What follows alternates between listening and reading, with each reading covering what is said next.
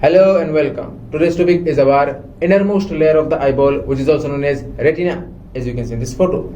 It is the highest developing structure present in our eye, and it is almost purplish color, purple-like color, due to the presence of maximum amounts of rod cells. This retina extends from the optic disc to the ora serrata, and the surface is almost 266 millimeters square. Now this entire innermost layer of the eyeball, the retina, has three parts. One is posterior most, or the posterior layer, or you can say the posterior pole, then the peripheral part, and then the lastly ora serrata.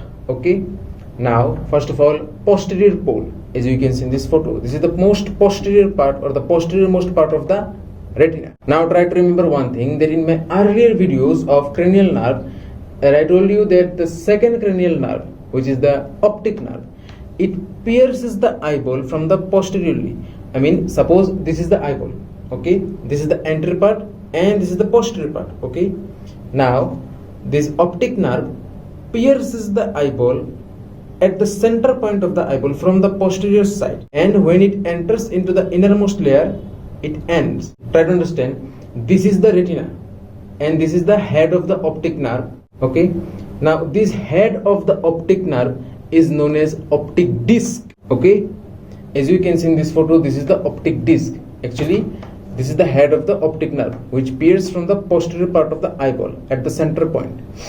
Now it is present 3.4 millimeter nasal to the fovea. What is fovea? We'll talk about shortly, just wait. At this point, all the layers of the retina, the retina has 10 layers, we'll talk about shortly.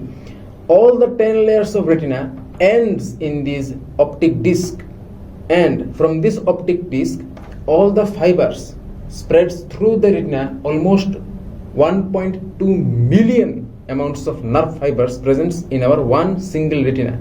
Similar amount presents in the another retina, okay. As you can see in this photo, a small depression area presents in the optic disc. This is known as physiological cup, and the entire optic disc along with the physiological cup does not contain any kind of rod cell or cone cell, so we call it physiological blind spot. Now next is our macula lutea, as you can see in this photo. It is almost 5.5 millimeter in the diameter, and it also has another depressed area. Now the depressed area in the macula lutea is known as fovea centralis. Now this fovea centralis is almost 1.5 millimeter in diameter, and it is the most sensitive part for the photon particles in the entire retina, okay.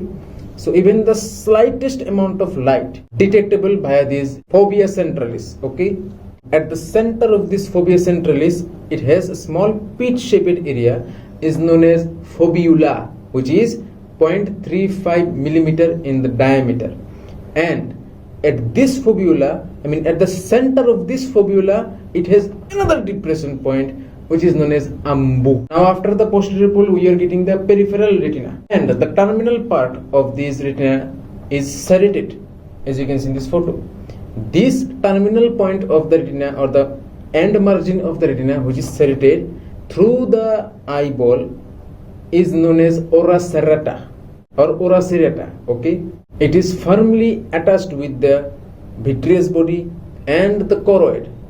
In my earlier video, or in my last video, I told you that the choroid is a part of middle layer of the eyeball. Now the microanatomy of the retina, as you can see in this photo, this retina has 10 layers.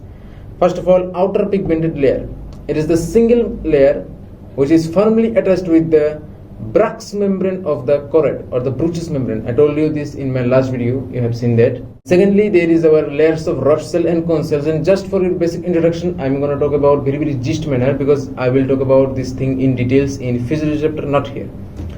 So the rod cell and cone cells, these are basically end organ or the terminal organ for vision, and these are primarily acts as a photoreceptor. Each retina consists of almost 120 millions of rod cell and almost 6.5 millions of cone cells, okay. And that's the reason why our retina is almost purplish color, because the rod cell consists of rhodopsin, which is purple color. And these rod cells are responsible for scotoptic visions. What is scotoptic vision? We'll talk about later in physiology, not here. And our cone cells does not contain any kind of pigment, but it consists of photosensitive substance. We'll talk about later.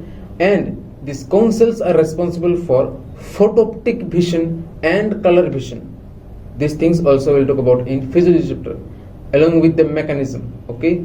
Thirdly, you're gonna find external limiting membrane, then outer nuclear layer, then outer plexiform layer, then inner nuclear layer, then inner plexiform layer, then ganglionic cell layer, then nerve cell layer, and lastly you're getting internal limiting membrane. Okay. Now the blood supply of the retina. See, I told you this retina has 10 layers, and the outer 4 layers. First of all, first 3 layers are getting blood supply via the choroidal vessels and anterior posterior ciliary arteries. Okay. And this 4th layer, which is outer nuclear layer, it is avascular. It has no blood supply. And rest of the inner 6 layers are getting supplied by the direct branches of ophthalmic artery. Along with this ophthalmic artery, this entire retina is supplied by the central retinal artery and its branches.